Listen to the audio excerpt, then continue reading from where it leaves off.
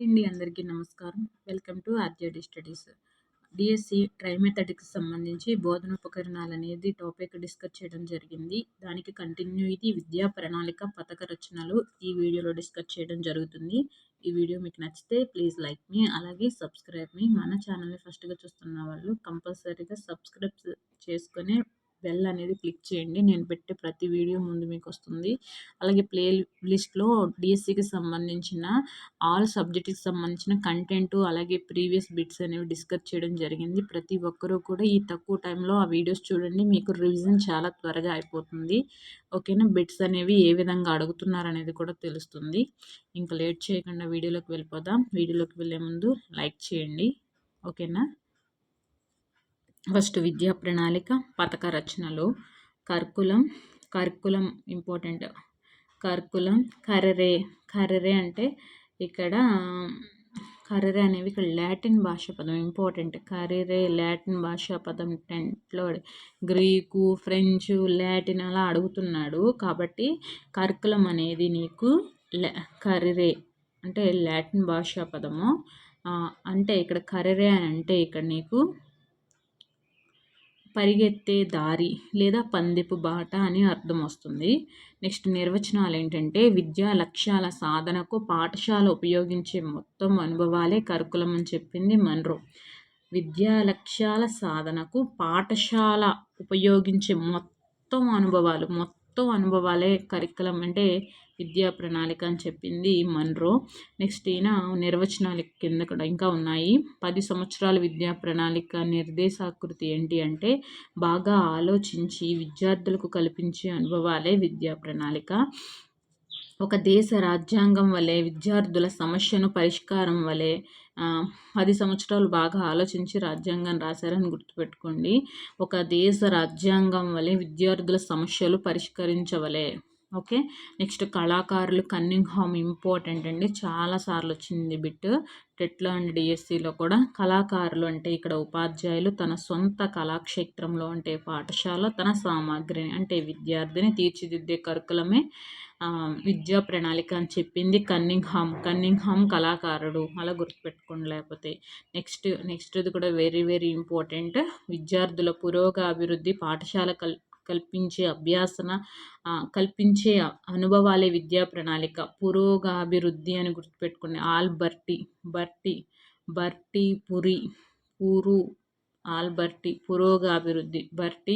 పురోగాభివృద్ధి అలా గుర్తుపెట్టుకోండి. నెక్స్ట్ ఉపాధ్యాయుడు మార్గదర్శకుడు కరికులం ఒక సాధనా మార్గము. విలియం జే బెన్నెట్.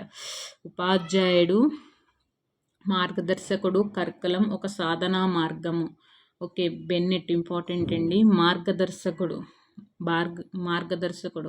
కరికులం ఒక సాధనా మార్గం అని చెప్పాడు. ఉపాధ్యాయుడు మార్గదర్శకుడు అయితే కరికులం అనేది ఒక సాధనా మార్గం అని చెప్పింది విలియం జే బెన్నెట్. నెక్స్ట్ అండి పాఠశాలలో తరగతి గదిలో, ఆట స్థలంలో, ప్రయోగశాలలో ఉపాధ్యాయుడు విద్యార్థుల మధ్య సత్య సంబంధాలే విద్యా ప్రణాళిక అని చెప్పింది శ్యాముల్ అందరితో సత్య సంబంధాలు కొనసాగిస్తాడు శ్యామ్యుల్. 5 ఇంపార్టెంట్ అండి. ఇంకా ఉన్నాయి చూడండి.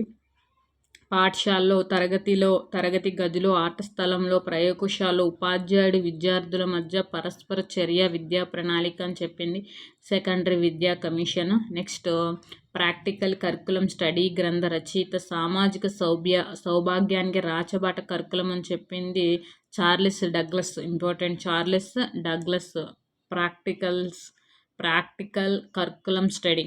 ప్రాక్టికల్ కరికులం స్టడీ అని చెప్పింది చార్లెస్ డగ్లస్.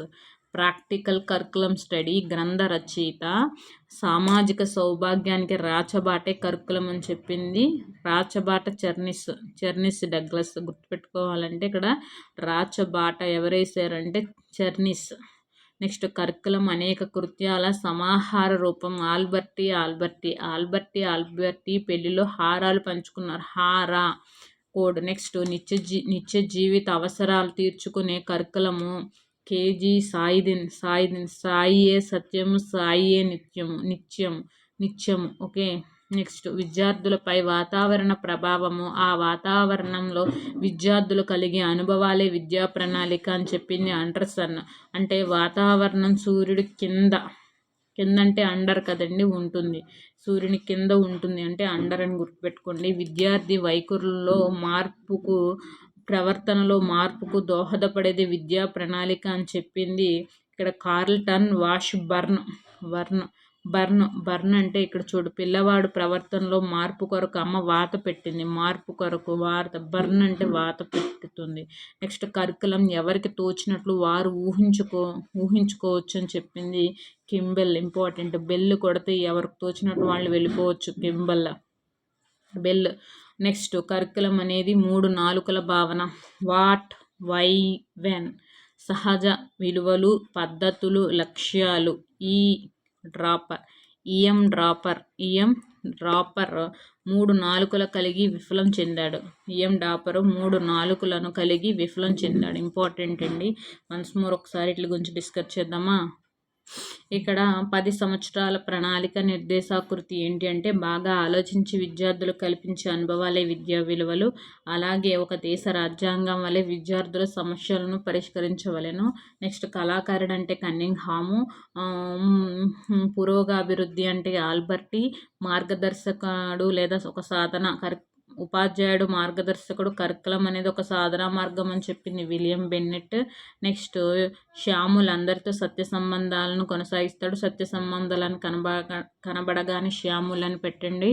నెక్స్ట్ పాఠశాలలోను, తరగతి గదుల్లోనూ, ఆట స్థలంలో, ప్రయోగశాలలో ఉపాధ్యాయుడు విద్యార్థుల మధ్య పరస్పర చర్చ, విద్యా ప్రణాళిక, పరస్పర చర్య విద్యా ప్రణాళిక అని చెప్పింది సెకండరీ విద్యా కమిషన్. రాచబాట వేసింది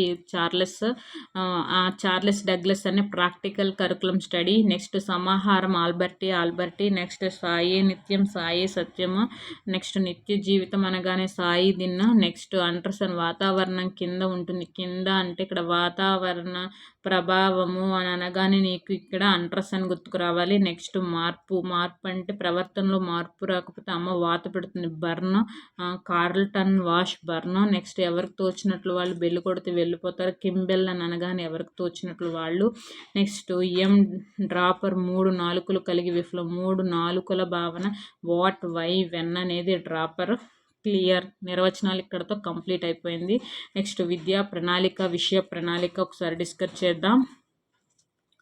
విద్యార్థి యొక్క విద్యా అభివృద్ధి కోసం చేపట్టే కార్యక్రమాలన్నింటినీ కలిపి విద్యా ప్రణాళిక అంటారు. ఇంపార్టెంట్ అండి. అయితే విషయ ప్రణాళిక విద్యా ప్రణాళికలో ఒక భాగం. విషయ ప్రణాళిక అనేది విద్యా ప్రణాళికలోనే ఒక భాగము. ఓకేనా, కిందటి నుంచి ఒకసారి చూద్దాం. సామాజికంగా శైలజను క్రమశిక్షణతో పెంచారు కనుక సృజనాత్మకత కలదు. ఇంపార్టెంట్ కాబట్టి మనకి కోడ్ కూడా ఇవ్వడం జరిగింది చూడండి. సామాజికంగా శైలజ క్రమశిక్షణతో పెంచారు కనుక సృజనాత్మక కలది. సామాజికంగా మనకి సామాజిక అవసరాలకు అనుగుణంగా మారుతుంది. అంటే విశాలమైనది, సై అంటే సైంధిక లక్షణం కలది, లా అంటే లక్ష్య ప్రధానమైనది, కరా అంటే క్రమశిక్షణయుతమైనది, శృ అంటే సృజనాత్మకమైనది. ఓకేనా. ఇక్కడ సామాజికంగా శైలజను క్రమశిక్షణతో పెంచారు కనుక సృజనాత్మక కలది. సామాజిక అవసరాలకు అనుగుణంగా మారుతుంది, విశాలమైనది, సైంధిక లక్షణం కలది, లక్ష్య ప్రధానమైనది, క్రమశిక్షణయుతమైనది, సృజనాత్మకత కలది. నెక్స్ట్ అండి విషయ ప్రణాళిక తరగతి గదిలో జరిగే ప్రక్రియ, విద్యార్థి అవసరాలకు అనుగుణంగా మారుతుంది ఇది. నెక్స్ట్ సంకుచితమైనది, ఆచరణ లక్షణం గలది, విషయ వస్తు ప్రధానమైనది, స్వేచ్ఛాయుతమైనది, నైపుణ్యార్జన ప్రధానమైనది. నెక్స్ట్ అండి కర్కులం నిర్మాణ సూత్రాలు. ఇంపార్టెంట్ అండి. ఏ కర్కులంను ఎంపిక చేయాలో తెలియజేసే సూత్రాలే కర్కులం నిర్మాణ సూత్రాలు. ప్రయోజన విలువ సూత్రం, నిత్య జీవితంలో ఉపయోగించే అంశంలో కర్కులం చేర్చాలి. క్రమశిక్షణ విలువ సూత్రము, హేతువాదం, తార్కికత, సృజనాత్మకత, విచక్షణ, ఉపజ్ఞత, నిత్య జీవిత సమస్యలను పరిష్కరించుకునే శక్తి పెంపొందే అంశాలను కరికులంలో చోటు కల్పించాలి. సాంస్కృతిక విలువ అంటే సంస్కృతికి సంప్రదాయాలు స్థాయిలు పెంపొందించే అంశాలను, అలాగే స్పష్టత, సౌష్ఠవత, సౌందర్యం ఉండే అంశాలు కరికులంలో చేర్చాలి. సన్నాహ సూత్రం అంటే పై తరగతులకు వెళ్ళుటకు సన్నాహం, పాఠశాల జీవిత జీ జీవితానంతరం బ్రతకడానికి సన్నాహం. నెక్స్ట్ సహసంబంధ సూత్రం అంటే అంతర్గత సహసంబంధం, బాహ్య సహసంబంధం, దైనందిన జీవిత సహసంబంధం. నెక్స్ట్ కఠినతా సూత్రము, తేలికైన అంశాలను క్రింది తరగతిలోను, కఠినమైన అంశాలను పై తరగతిలోను చేర్చాలి. శిశు కేంద్రీకృత సూత్రము, విద్యార్థి అవసరాలు, సామర్థ్యాలు, ఆసక్తులకు అనుగుణంగా కరికులం ఉండాలి. నెక్స్ట్ కృత్య వ్యాశక్తి సూత్రము, సులభంగా కృత్యాల రూపంలోకి మార్చగలిగే అంశాలు కరికులంలో చోటు కల్పించాలి. ఉపాధ్యాయ సమ్మతి అంటే విద్యార్థి అవసరాలకు, ఆసక్తులకు తెలిసిన ఉపాధ్యాయుడికి కరికులంలో నిర్మాణంలో చోటు కల్పించాలి. కరికులం నిర్వహణ పద్ధతులు, ఏ తరగతులు ఎంతైతే కరికులం ఉండాలో తెలియజేసే పద్ధతులు. ఫస్ట్ దండి ఇంపార్టెంట్, శీర్షిక, ప్రకరణాలు లేదా పాఠ్య విభాగ లేదా అంశరీతి పద్ధతి అంటారు. విషయాన్ని అంటే ఒక సబ్జెక్ట్ని శీర్షికలుగా విభజించి ఒక్కో తరగతిలో ఒక్కొక్క శీర్షికను ప్రవేశపెడతారు. ఒకసారి ప్రవేశపెట్టిన శీర్షికను విద్యార్థి పాఠశాల జీవితంలో తిరిగి ప్రవేశపెట్టరు. ఓకేనా. శీర్షికను రూపొందించేటప్పుడు శీర్షిక పరిపూర్ణత, శీర్షిక సమైక్యత అను ధర్మాన్ని పాటిస్తారు. అంతేగాని నేర్చుకునే విద్యార్థికి ఇక్కడ ప్రాధాన్యత లేదు, నేర్చుకునే విద్యార్థికి ప్రాధాన్యత లేదు. అందుకే దీన్ని శిశు కేంద్రీకృత కాక శీర్షిక కేంద్రీకృత పద్ధతి అంటారు. సంఖ్యాశాస్త్రం 1వ తరగతిలో పెడితే మళ్ళీ ఇంకెక్కడ పెట్టరు. ఓకే, అర్థమైంది కదా. ఇది విద్యార్థిని సంపూర్ణ జ్ఞానం అవుతాడంట. దీనివల్ల ఒక శీర్షికకు సంబంధించిన సమస్త సమాచారం ఒకే చోట లభిస్తుంది. దీని గుణాలు, దోషాలు ఏంటో కూడా చూద్దాం. శిశు కేంద్రీకృత పద్ధతి కాదు, మనోవైజ్ఞానిక పద్ధతి కాదు, విద్యా ప్రణాళిక ఏర్పాటుకు తగిన పద్ధతి కాదు, క్రింది తరగతి అంశాలపై తరగతులకు సంసిద్ధ కాలేవు, పునర్విమర్శకు తావు లేదు, ఏడాది పొడవునా ఒకే శీర్షిక కొనసాగించడం వల్ల విసుగు వస్తుంది. ఓకేనా. నెక్స్ట్ ఇంపార్టెంట్ అండి, ఏకకేంద్ర లేదా విషయాన్ని అమర్చే విధాన పద్ధతి. ఒక శీర్షికను కొన్ని భాగాలుగా విభజించి సరళత నుండి క్లిష్టత, తేలికైన అంశాలను క్రింది తరగతుల్లో, కఠినమైన అంశాలు పై తరగతులకు చేర్చడం జరుగుతుంది ఇందులోని ఏకకేంద్ర వృత్త ధర్మాలైన ప్రసరణ విస్మృతులను పోలి ఉంటుంది. అంటే ఇందులో శిశువు కేంద్రీకృత పద్ధతి, మనోవైజ్ఞానిక పద్ధతి, విద్యా ప్రణాళిక ఏర్పాటుకు తగిన పద్ధతి, క్రింది తరగతుల అంశాలు తరగతుల అంశాలకు సంసిద్ధత కలిగిస్తాయి, పునర్విమర్శకు తావు కలదు, ఏడాది పొడవునా అంటే అనేక అంశాలు ఉండటం వలన విసుగు చెందరు. దోషాలు, విద్యార్థి సంపూర్ణ జ్ఞాని కాలేడు, ఒక శీర్షికకు సంబంధించిన సమస్త సమాచారం ఒకే చోట లభించదు. నెక్స్ట్ సర్పిల, శ్రేణీకృత, కుంతల, ఉదావర్త రీతి పద్ధతి ఇంపార్టెంట్. శీర్షికను అనేక సూక్ష్మ భాగాలుగా విభజించి ప్రతి భాగాన్ని సరైన దశలో ప్రవేశపెట్టడం జరుగుతుంది. ఇందులో చూడండి, 3 నెలలకి 1 నుండి 5, సపోజ్ 1వ తరగతి పిల్లోడికి 100 అంకెలు నేర్పించాలి. ముందు ఏంటి, 3 నెలలు 1 నుంచి 5 నేర్పించామనుకోండి. తర్వాత 3 నెలల్లో 6 నుంచి 10 నేర్పించాలి. కానీ ముందు మనం ఏం నేర్చుకున్నాడు పిల్లోడు, ముందు 1 నుంచి 5 నేర్చుకున్నాడు కాబట్టి 1 నుంచి 5 నేర్పించాలి, 6 నుంచి 10 నేర్పించాలి. దాని తర్వాత 3 నెలల్లో 1 నుంచి 10 నేర్పించాలి, 11 నుంచి 50 నేర్పించాలి. దాని తర్వాత 1 నుంచి 50 నేర్పించాలి, 51 నుంచి 100 నేర్పించాలి. ఇలా అయితే ఇందులో విషయం అనేది స్ప్రింగ్ను పోలి ఉంటుంది.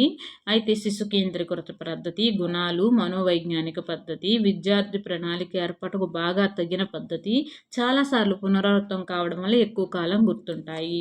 నెక్స్ట్ గమనిక, జాతీయ విద్యా విధానం 1986 విద్యా ప్రణాళిక ఏర్పాటుకు మంచి పద్ధతిగా సర్పిరా పద్ధతిని పేర్కొన్నది. ప్రస్తుత సెకండరీ స్థాయి పాఠ్యపుస్తకాలు ఏకకేంద్ర మరియు సర్పిలా పద్ధతిలోనే నిర్మితమై ఉన్నాయి. ఇక్కడ సాంఘిక శాస్త్రంలో విషయ వ్యవస్థీకరణ పద్ధతులు, కాలరీతి ఉపగమం, కాలాన్ని ప్రధానంగా చేసుకొని ముఖ్యమైన విషయాన్ని వివరించినప్పుడు అదే కాలానికి సంబంధించి మిగతా అంశాలను కూడా బోధించుకోవచ్చు. ఇక్కడ మధ్యయుగ భారతదేశ చరిత్ర గురించి వివరించాలనుకున్నప్పుడు మధ్యయుగ యూరప్ చరిత్రను కూడా చెప్పాలనుకోవడం. నెక్స్ట్ సహసంబంధ ఉపగమం ఒకసారి ఇక్కడే డిస్కస్ చేస్తాను. ఏదైనా ఒక విషయంలోని సమస్యను మరొక విషయంలోని అంశంతో పరిష్కరించటమే సహసంబంధము. దీన్ని అన్నది ఎవరంటే బ్రాడ్ పోర్ట్ అన్నారు. ఏదైనా ఒక విషయంలో సమస్యను మరొక విషయంలో అంశంతో పరిష్కరించడమే సహసంబంధం అని చెప్పింది బ్రాడ్ పోర్టు. సమస్య విజ్ఞాన శాస్త్రం అంతా గణితపూరితమే అని చెప్పింది కాంట్. సామాన్య విజ్ఞాన శాస్త్రం అంతా కూడా గణితపూరితమే అని చెప్పింది. సామాన్య విజ్ఞాన శాస్త్రం అంతా గణితపూరితమే అంది కాంట్. ఈయన బ్రాడ్ పోర్ట్ ఈయన. నెక్స్ట్ భౌతిక పరిశోధన నుంచి విడగొట్టలేని పరికరం గణితం అని బెర్టలాట్ అన్నారు. భౌతిక పరిశోధన నుంచి గణితం అనే విడగొట్టలేని పరికరమే గణితం అని చెప్పింది బెర్టలాట్. సహసంబంధ ప్రయోజనాలు ఏంటి అంటే జ్ఞానం సంయుక్తపరచటము, అభ్యాసన బదలాయింపు జరుగుతుంది, శ్రమ ఆదా అవుతుంది, దైనందిన విషయాల పట్ల ఆసక్తి కలుగుతుంది. ఇక్కడ ఇంపార్టెంట్ అండి అంతర్గత సహసంబంధాలు అలాగే సహజ సహసంబంధము. అంతర్గత సహసంబంధం అంటే ఇక్కడ మీకు ఒక సబ్జెక్టు అదే సబ్జెక్టులోని అంశాలతో సహసంబంధము. బాహ్య సహసంబంధం అంటే ఒక సబ్జెక్టు మరొక సబ్జెక్టు సహసంబంధము. నెక్స్ట్ సహజ సహసంబంధం అంటే క్షేత్ర పర్యటనలు తీసుకువెళ్ళడము, ఇంకా సముద్ర ఆవరణ క్షేత్ర పర్యటన తీసుకువెళ్ళినప్పుడు అచ్చట గల సముద్ర ఆవరణం గురించి వివరించడం అనేది సహజ సహసంబంధం కిందకు వస్తుంది. ఓకేనా. మెయిన్ ఇంపార్టెంట్ అండి. అంతర్గతం అంటే ఒక సబ్జెక్ట్ అదే సబ్జెక్టు అంశంతో సహసంబంధము. బాహ్య సంబంధం అంటే ఒక సబ్జెక్ట్ మరొక సబ్జెక్టుతో సంబంధం బాహ్య సంబంధం. నెక్స్ట్ కృత్రిమ సహసంబంధం అంటే భౌగోళిక అంశాలు, సామాన్య శాస్త్రంలోని సారూప్యత గల ఆర్ద్రత, నేలలు, రకాలు, ఓకే పాఠ్యాంశాలు విడిగా బోధించడం కలిపి బోధించడం అనేది కృత్రిమ సహసంబంధం. వ్యవస్థీకృత సహసంబంధం అంటే గోడకు సున్నం వేయడం. ఇంపార్టెంట్ అండి. గోడకు సున్నం వేయడం సేమ్ ఇదే అడిగాడు. గోడకు సున్నం వేయడం అనేది వ్యవస్థీకృత సహసంబంధం. వ్యవస్థీకృత సహసంబంధం అంటే గోడకు సున్నం వేయడం అంటే గణితము, భౌతిక శాస్త్రం, రసాయన శాస్త్రం ఉంటాయి ఇక్కడ. నెక్స్ట్ గణితం ఇతర సబ్జెక్టులతో సహసంబంధము. గణితం భాష, పద్య రచన, యతి, ప్రాసలు, గణ విభజన, ఛందస్సు, అలంకారాలు. గణితం జీవశాస్త్రం, ఎముకల సంఖ్య, ఖండాల సంఖ్య, శ్వాసక్రియ రేటు, హృదయ స్పందనలు, రక్తపీడనం, కదిలే ఎముకలు, రక్త కణాలు సంఖ్య, ఎత్తు, బరువులు. నెక్స్ట్ గణిత రసాయన శాస్త్రము, పరమాణు సంఖ్యలు, పరమాణు భారాలు, సంయోజకతలు, బంధకోణాలు కోల్పోయేవి. నెక్స్ట్ గ్రహించే ఎలక్ట్రాన్ల సంఖ్య, రసాయన సమీకరణాలు, తుల్యం చేసేటప్పుడు అణువులు ఆకృతి. నెక్స్ట్ అండి గణితం భౌతిక శాస్త్రం, సమస్యల సాధన, ప్రయోగాలు, రీడింగ్లు, కొలతలు, ప్రామాణిక విలువలు మొదలైనవి. నెక్స్ట్ గణితము సాంఘిక శాస్త్రము, అక్షాంశ రేఖాంశాలు, సంఖ్యలు, ప్రామాణిక రేఖాంశాలు, రాజులు, పరిపాలనా కాలము. నెక్స్ట్ గణితం వ్యాయామం చేసేటప్పుడు ఉపయోగించే అంకెలు, కోర్టుల కొలతలు. నెక్స్ట్ ఆటగాళ్ల సంఖ్య. నెక్స్ట్ విజ్ఞాన శాస్త్రం ఇతర సబ్జెక్టులతో సహసంబంధం. విజ్ఞాన శాస్త్రం భాష, ప్రయోగశాల చేసేటప్పుడు వ్యాఖ్యానించటము. నెక్స్ట్ విజ్ఞాన శాస్త్ర గణితము వైట్ చెప్పినట్లు ఒక శిల్పి, చిత్రకారుడి వెనుక ఒక రసాయనవేత్త, ఆయన వెనుక ఒక భౌతికవేత్త, ఆయన వేత్త ఒక గణితవేత్త ఉంటారు. ఇంపార్టెంట్. వైట్ ఏం చెప్పారంటే ఒక శిల్పి, చిత్రకారుడి వెనుక ఒక రసాయనవేత్త, ఆయన వెనుక భౌతికవేత్త, ఆయన వెనుక గణితవేత్త ఉంటారు. విజ్ఞాన శాస్త్ర భూగోళం, అల్ప ఆర్ద్రత, పీడనం, ఉష్ణోగ్రత ప్రభావాలు, నేలలు, రకాలు. నెక్స్ట్ విజ్ఞాన శాస్త్ర దైనందిన జీవితం, నీలి, హరిత, శ్వేత విప్లవాలు, ఇంజనీరింగ్, హైబ్రిడైజేషన్. నెక్స్ట్ విజ్ఞాన శాస్త్రం చేతి పని, బంకమట్టి, ప్లాస్టర్ ఆఫ్ ప్యారిస్ను ఉపయోగించి పరికరాల నమూనాలను తయారు చేయడం. నెక్స్ట్ సాంఘిక శాస్త్రం ఇతర సబ్జెక్టులతో సహసంబంధం. సమాజానికి మంచి పౌరునిగా తీర్చిదిద్దుటకు సాంఘిక శాస్త్రం, మనోవైజ్ఞానిక శాస్త్రం కలిపి బోధించాలి. సమాజానికి మంచి పౌరుని తీర్చిదిద్దేందుకు సాంఘిక శాస్త్రాన్ని, మనోవైజ్ఞానిక శాస్త్రాన్ని కలిపి బోధించాలి. సాంఘిక శాస్త్రం తత్వశాస్త్రము విశ్వమానవ సమాజ శ్రేయస్సు కోరే వ్యక్తినిగా తీర్చిదిద్దేందుకు సాంఘిక శాస్త్రానికి తత్వశాస్త్రంతో కలిపి బోధిస్తారు. బోధనా యుక్తులు. పరిశీలన అంటే నిర్దేశించబడిన అంశాన్ని క్రమ పద్ధతిలో చూడడాన్ని పరిశీలన అంటారు. ట్రాఫిక్ నియమాల గురించి వివరించాలనుకున్నప్పుడు ట్రాఫిక్ కోడల్ని తీసుకువెళ్ళి పరిశీలించటము. నెక్స్ట్ పరిశీలన 2 రకాలు: క్షేత్ర పరిశీలన, సర్వేలు. ఇక్కడ నాటకీకరణ అంటే ఇందులో వేషధారణ ముఖ్యం కాదు, భావ వ్యక్తీకరణ ముఖ్యము. పాత్ర పోషణ అంటే రోల్ ప్లే, పూర్తి కల్పిత పరిస్థితుల్లో తనను తాను ఇతరులకు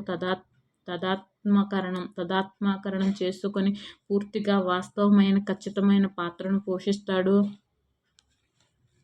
నెక్స్ట్ స్టిమ్యులేషన్ ఇంపార్టెంట్. ఈ మధ్యన అడుగుతున్నాడు స్టిమ్యులేషన్ అంటే బోధన పూర్తిగా కల్పిత పరిస్థితుల్లోని జరగడాన్ని స్టిమ్యులేషన్ అని అందరూ. అంటే వ్యోమగాముల శిక్షణలో, సైనిక శిక్షణలో, పైలట్ శిక్షణలో, ఉపాధ్యాయ శిక్షణలో దీన్ని మైక్రో టీచింగ్ అంటారు. కల్పితము స్టిమ్యులేషన్ అంటే బోధన పూర్తిగా కల్పిత పరిస్థితుల్లో జరగడం. కల్పిత పరిస్థితుల్లో. డిబేట్ అంటే ఒక అంశాన్ని లేదా ఒక అంశంపై 2 లేదా అంతకన్నా ఎక్కువ మంది వ్యక్తులు ఎవరి వాదనలు వారు వాదించుకోవడం. నెక్స్ట్ ఈఎల్పిఎస్ పద్ధతి. అంటే ఈ అంటే మూర్త వస్తువుల వినియోగం, ఎల్ అంటే భాషను ఉపయోగించుట, పి అంటే చిత్రాలు ఉపయోగించుట, ఎస్ అంటే గుర్తుల వినియోగం. గుర్తులు అంటే సింబల్స్. నెక్స్ట్ భావనిచ్చిన విధానం. ఫస్ట్ భావనిచ్చిన విధానం అంటే సంఖ్యలు, తర్వాత సంకలనం, వ్యవకలనం, గుణహారం, భాగహారం, కాన్సెప్ట్ రేడర్ ప్రాసెస్ అంటారు దీన్ని. నెక్స్ట్ జ్ఞానాత్మక నిర్మాణం. తనకు తెలిసిన అంశాలు ఆధారంగా చేసుకొని తెలియని అంశాలను తనంతట తాను నేర్చుకోవడము. నెక్స్ట్ కన్స్ట్రక్టివిస్ట్ అంటే జ్ఞాన నిర్మాణం వ్యక్తిగత దృష్టిపై ఆధారపడి ఉంటుంది. వైగోట్స్కి జ్ఞాన నిర్మాణం అనేది సాంఘిక సాంస్కృతిక పరిసరాల్లో జరుగుతుంది అని అన్నారు. నెక్స్ట్ పియాజే తనకు తెలిసిన అంశాలు ఆధారంగా చేసుకుని తెలియని అంశాలు తనంతట తానే తెలుసుకోవాలి. నెక్స్ట్ నిర్మాణాత్మక పద్ధతి ప్రకారం తనకు తెలిసిన అంశాలు ఆధారంగా చేసుకుని తెలియని అంశాలను తనంతట తానే తెలుసుకోవాలి. దీన్ని జోన్ ఆఫ్ ప్రాక్సిమల్ డెవలప్మెంట్ అనే దానిలో కూడా కనిపిస్తుంది. నిర్మాణాత్మక వాదన అంటే ఇద్దరిని గుర్తుపెట్టుకోవాలి మీరు, వైగోట్స్కి, పియాజే. సహసంబంధం అయిపోయింది కదండి. నెక్స్ట్ యూనిట్ ఉపగమం, యూనిట్ పద్ధతి. దీని మూల పురుషుడు హెన్రీ మోరిన్స్ అని. Very important, most important bit కంపల్సరీగా వస్తుంది. 1 మార్క్ కన్ఫర్మ్ ప్రతి పేపర్లో కూడా. మూల పురుషుడు దానికి సంబంధించిన ఇక్కడ కింద సోపానాలు ఉన్నాయి. ఆ సోపానాల నుంచి ఎక్కువ శాతం అడగడం జరుగుతుంది. అవి కూడా డిస్కస్ చేద్దాం. యూనిట్ ఉపగమం యొక్క మూల పురుషుడు హెన్రీ మోరిన్స్ అని. ఇందులో భాగాల కంటే మొత్తాలకి అధిక ప్రాధాన్యతనివ్వడం జరుగుతుంది.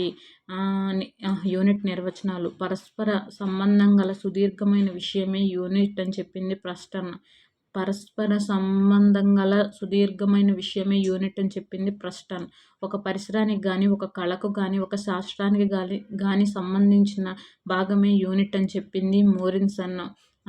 మోరిన్సన్. ఎక్కడ, ఏమిటి, ఎలా అనే ప్రశ్నలకు జవాబులు ఇస్తూ బోధించవలసిన విషయాన్ని తెలియజేయడము రిచర్డ్ చెప్పారు. నెక్స్ట్ విద్యార్థుల అంతర్గతమైన అభిలాషణీయమైన శక్తులను వెలికి తీయడమే యూనిట్. వెలికి తీయడం వెస్లీ.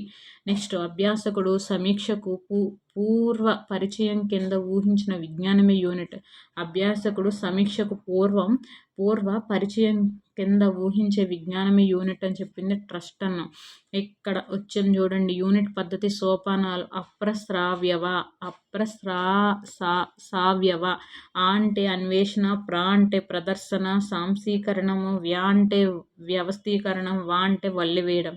అన్వేషణ అంటే పూర్వజ్ఞానాన్ని పరీక్షిస్తారు. అదే హెర్బర్ట్ బోధన సోపానాల్లో మొదటిదైన సన్నాహాన్ని పోలి ఉంటుంది అన్వేషణ. నెక్స్ట్ ప్రదర్శన. టీఎల్ఎంను ఉపయోగించి బోధన చేస్తారు.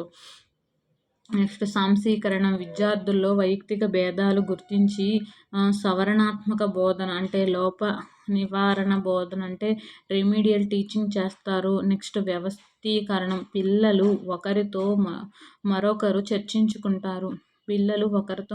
చర్చించుకుంటారు. నెక్స్ట్ వల్లివేయడం అంటే కంఠస్థం చేస్తారు, చాలా కాలం గుర్తుంటుంది అని చెప్పి. అనగనగా రాగమతిశల్లిసనుండో అనే నానుడి కనిపిస్తుంది. ఇక్కడ గుర్తుపెట్టుకోండి మీరు. ఇంపార్టెంట్. అప్రసావ్యవ. ఆ అంటే అన్వేషణ, ప్రా అంటే ప్రదర్శన, సా అంటే సాంశీకరణం, వా అంటే వ్యవస్థీకరణం, వా అంటే వల్లివేయడం. అప్రస్రావ్యవ గుర్తుపెట్టుకోండి. నెక్స్ట్ యూనిట్స్ రకాలు. నిర్మాణాత్మక యూనిట్ నిజ జీవితంలో ఉపయోగపడే అంశాలను కలిగి ఉంటుంది. వీటిని పెన్సిల్వేనియా యూనివర్సిటీకి చెందిన జోన్స్ రూపొందించారు. నెక్స్ట్ విషయ జ్ఞాన యూనిట్. విషయం కింద అంశం రూపంలో ఉంటుంది. ప్రకరణల అంశము, పరిసరాల అంశము, సాధారణీకరణ అంశము, అనుభవ ప్రఖ్యాత అంశము. నెక్స్ట్ బోధన యూనిట్. బోధనకు ఉద్దేశించబడినది. కార్యనిర్వహణ విభాగము, కార్యనిర్వహణ కేంద్రంగా ఉంటాయి. నెక్స్ట్ అనుభవ యూనిట్. నెక్స్ట్ అనుభవాన్ని ఇస్తాయి. బెల్లార్డ్ చెప్పిన నిర్వచనం ఇక్కడ చక్కగా సరిపోతుంది. అదేంటది? వనరుల యూనిట్. దీన్ని రీసోర్స్ యూనిట్ అంటారు. ఉపాధ్యాయుల యొక్క జ్ఞాన నిధిగా భావించవచ్చు. వనరుల యూనిట్, రీసోర్స్ యూనిట్ అంటే ఇక్కడ ఉపాయాలు, వనరుల యూనిట్, కింద బోధన యూనిట్, ఇక్కడ సలహాలు, ఇక్కడ ఉపకరణాలు. విద్యా ప్రణాళిక ఏర్పాటుకు సూచించిన సలహాలు. NCF 2005. ఆటలు ఆడుతూ NSలో ఫెయిల్ అయితే మీ బాబు గ్యారంటీగా పనిష్ చేస్తాడు. ఓకే. కోడ్. ఆటలు ఆడుతూ NSలో ఫెయిల్ అయ్యామనుకో, మీ బాబు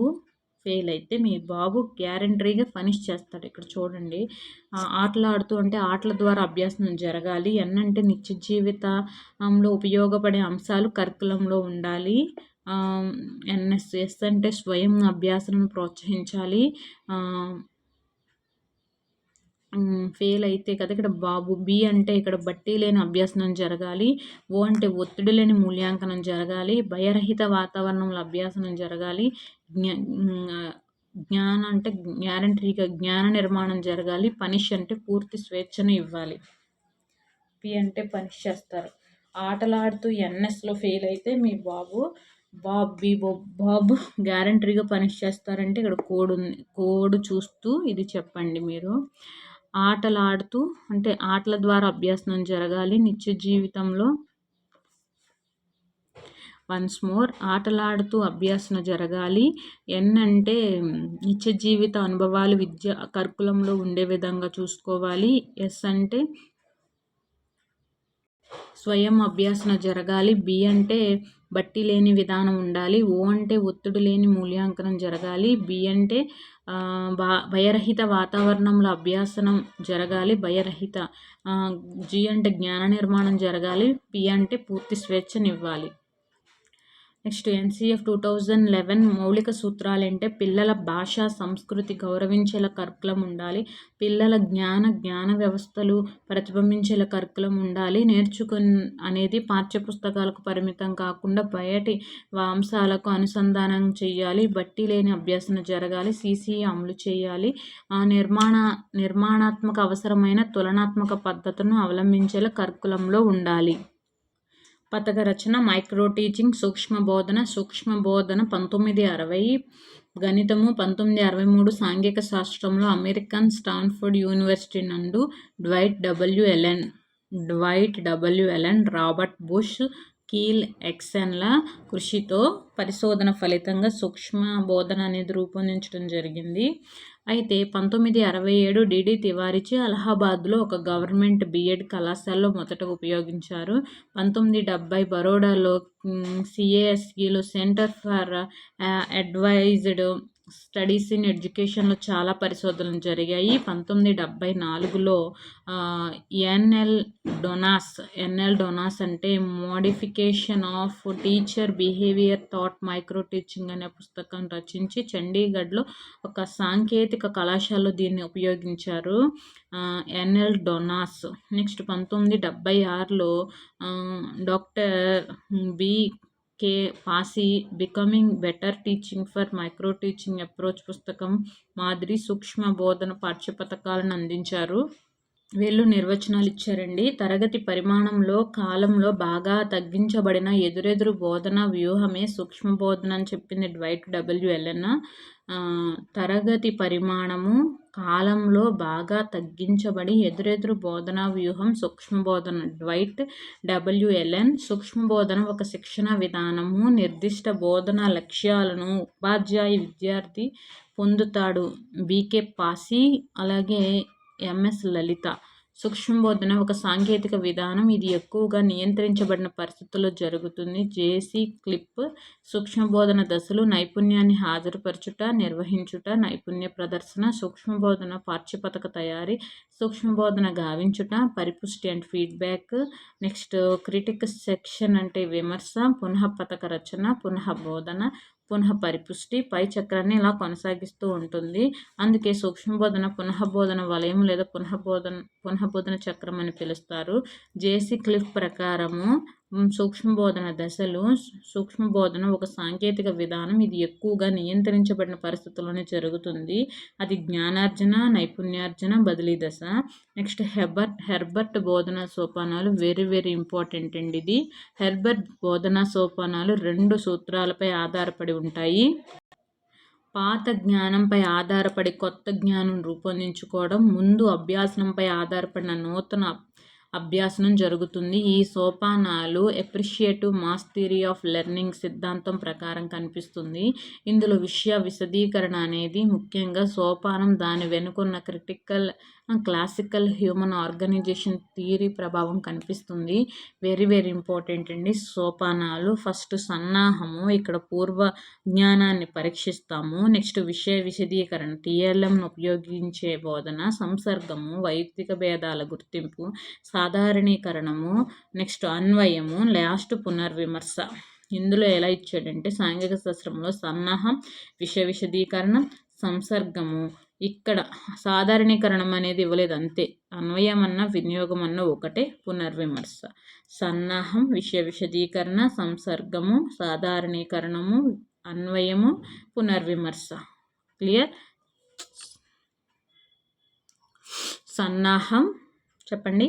సన్నాహం, విషయ విశదీకరణం, సంసర్గం, సాధారణీకరణం, అన్వయం, పునర్విమర్శ. నెక్స్ట్ పీరియడ్ పథక సోపానాలు. గణితం ప్రకారం ప్రాథమిక సమాచారం, విషయ విశ్లేషణ, బోధనా లక్ష్యం, సాధించాల్సిన సామర్థ్యాలు. నెక్స్ట్ బోధనాభ్యాసన కృత్యాలు, బోధనాభ్యాసన సామాగ్రి, మూల్యాంకనం, ఉపాధ్యాయుని అభిప్రాయాలు. అదే సామాన్య సాంఘిక శాస్త్రంలో సాధించాల్సిన సామర్థ్యాలు, బోధనాభ్యాసన సామాగ్రి, బోధనాభ్యాసన కృత్యాలు, మూల్యాంకనం, ఉపాధ్యాయుని అభిప్రాయం. పీరియడ్ పథకం ప్రాథమిక సమాచారము. ఇక్కడ ఏంటి అంటే ఫస్ట్ పీరియడ్ ప్రకారం తరగతి, విషయము, అధ్యయనం ఏంటి, పీరియడ్ సంఖ్య, బోధనాంశం, కాలం. ఇక్కడ పిల్లలు సాధించిన విద్యా ప్రమాణాలు ఏంటంటే ఫస్ట్ ఉపోద్ఘాతం, పిల్లల పలకరించాలి, తర్వాత వాళ్ళకి పూర్వజ్ఞాన పరిశీలన చేయాలి, తర్వాత శీర్షిక ప్రకటన చేయాలి, తర్వాత పాఠ్యాంశం యొక్క ఆవశ్యకత. నెక్స్ట్ టీఎల్ఎం పాఠ్యాంశ బోధన, నెక్స్ట్ చదవడము, నెక్స్ట్ భావాల పాఠ్యాంశ బోధనలో చదవడము, నెక్స్ట్ భావనల విస్తృత అవగాహనకై కృత్యము, నెక్స్ట్ మాదిరి సమస్య సాధన, పునర్విమర్శ, ఇంటి పని. ఇంతటితో ఈ వీడియో కంప్లీట్ అయిందండి. నెక్స్ట్ వీడియోలో మనము బోధనా పద్ధతులు, మూల్యాంకనం అనేది డిస్కస్ చేద్దాం. కీప్ వాచింగ్, టేక్ కేర్ అండి. Bye, all the best. బాగా చదువుకోండి.